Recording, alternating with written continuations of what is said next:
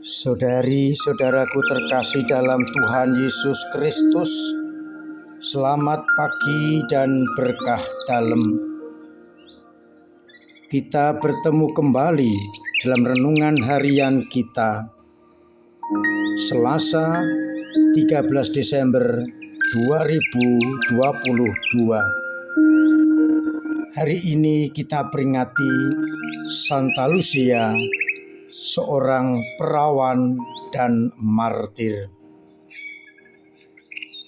Menurut cerita kuno, Lucia lahir di Pulau Sisilia, Italia sekitar abad keempat dari keluarga bangsawan yang beragama Kristiani.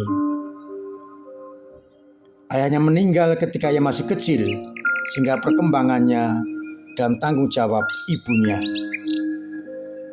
Sejak kecil, Lucia sudah berikrar untuk hidup murni dan berjanji tidak menikah. Namun ketika dewasa, ibunya mendesak dia agar mau menikah dengan seorang pemuda kafir. Tapi ditolak dengan tegas oleh Lucia. Ketika ibunya jatuh sakit, Lucia mengusulkan agar ibunya berziarah ke makam Santa Agatha di Catania, memohon kesembuhan.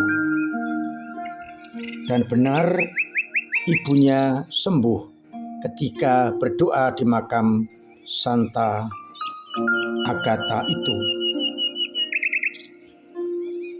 Bahkan Santa Agatha sendiri menampakkan diri kepada mereka berdua. Dan akhirnya ibunya mengizinkan Lucia tetap teguh dalam cita-citanya hidup dalam kemurnian.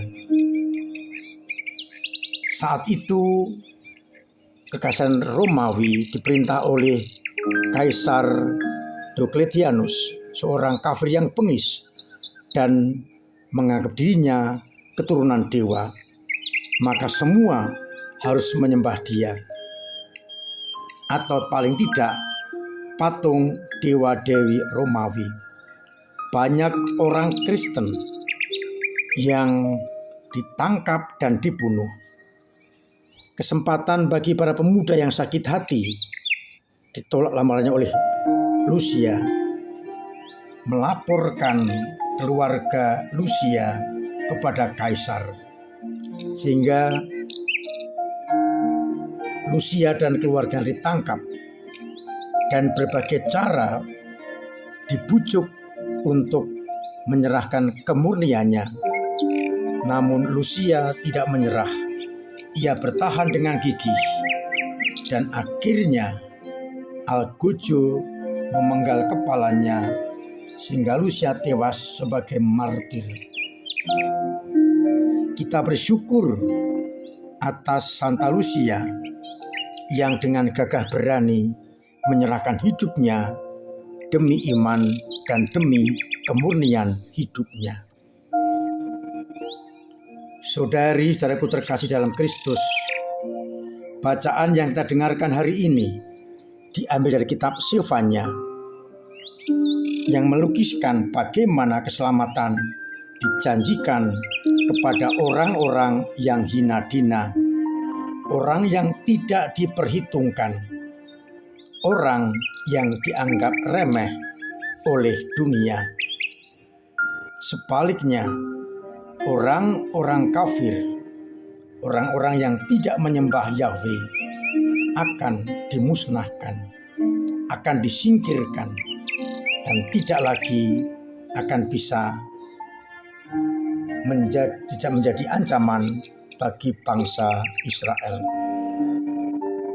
Sedangkan pada bacaan Injil, Yesus menyampaikan perumpamaan bagaimana dua orang anak diutus ayahnya yang selalu diminta pergi dan mengatakan ya, namun tidak pergi.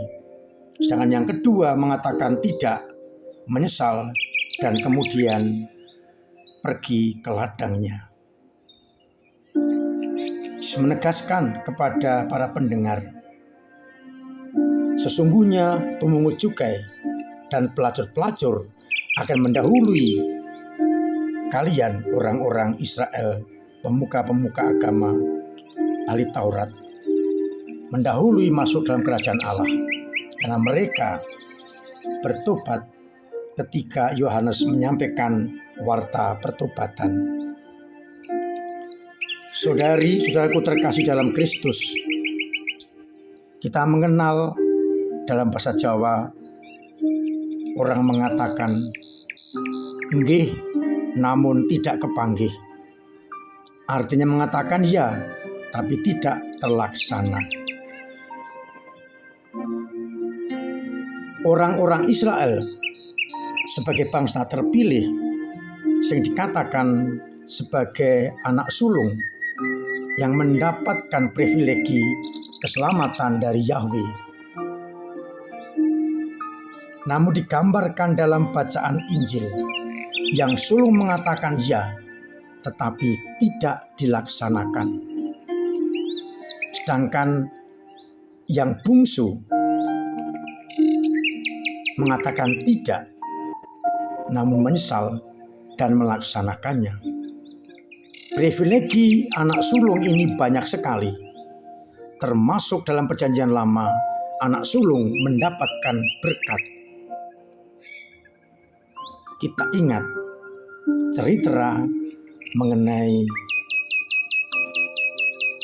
Yakub, Yusuf, dan Esau. Pendek kata, anak sulung mendapatkan berbagai kemudahan dan macam-macam. Tetapi digambarkan dalam perumpamaan ini, anak sulung meskipun mengatakan ya, namun tidak melaksanakannya. Sedangkan yang bungsu mengatakan tidak, tetapi menyesal, bertobat, dan melaksanakan. Sebenarnya masih ada pilihan lain. Anak sulung mengatakan ya, tapi tidak melakukan. Anak bungsu mengatakan tidak, menyesal, dan melakukan. Pilihan yang saya tawarkan ketiga adalah entah anak keberapa, mengatakan iya dan melaksanakannya. Saudari-saudaraku terkasih, kita ingin agar apa yang kita katakan itu pula yang muncul dalam hidup kita, itu yang kita jalankan. Artinya kita konsekuen dengan apa yang kita katakan dan kita jalankan. Yesus dalam melaksanakan tugasnya menunjukkan kuat kuasa Allah.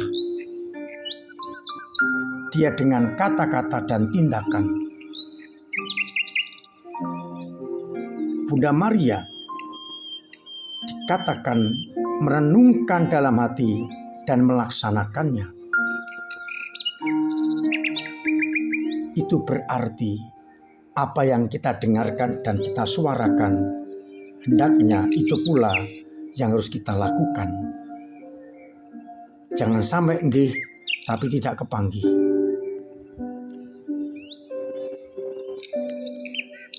Maka saya mengajak merenungkan yang pertama. Mana yang kita hayati, kita hidupi sekarang ini? Pilihan yang pertama atau bentuk yang pertama mengatakan ya, tapi tidak melakukan. Atau mengatakan tidak, bertobat dan melakukan. Atau yang ketiga, mengatakan ya dan melakukannya. Kesombongan kita menjadikan kita merasa hebat, merasa terpilih. Seperti pilihan yang pertama, ya, tapi prakteknya tidak menunjukkan seperti apa yang dijawabkan.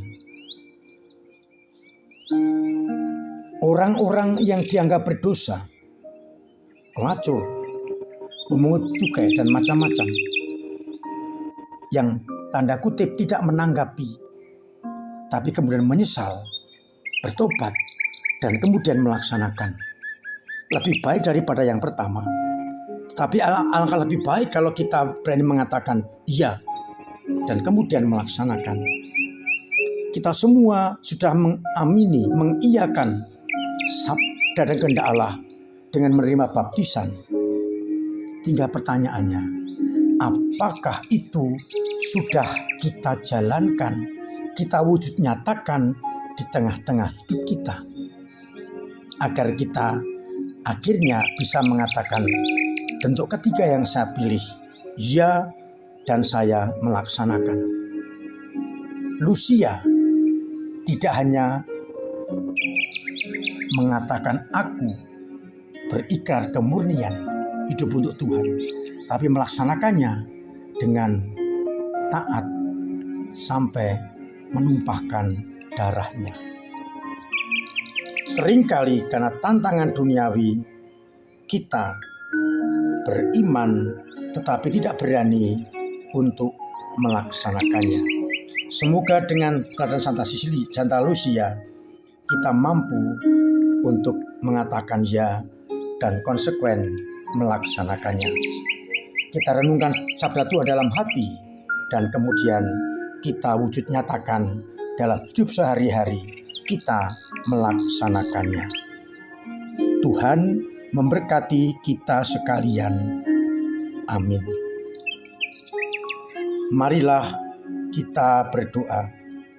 Bapa yang penuh kasih, kami bersyukur karena kami kau ingatkan agar tindakan kami selaras dengan apa yang kami ucapkan, sehingga kami bukanlah orang munafik. Kami adalah anak-anak-Mu yang setia. Buatlah agar iman kami terwujud dalam hidup kami sehari-hari, sehingga apa yang kami imani itu pula yang kami hidupi. Bapa, bantulah umat kami yang sedang sakit, semoga Engkau sembuhkan. Yang punya beban berat, Engkau ringankan. Yang punya masalah, Engkau selesaikan. Yang kesulitan ekonomi, Engkau bantu.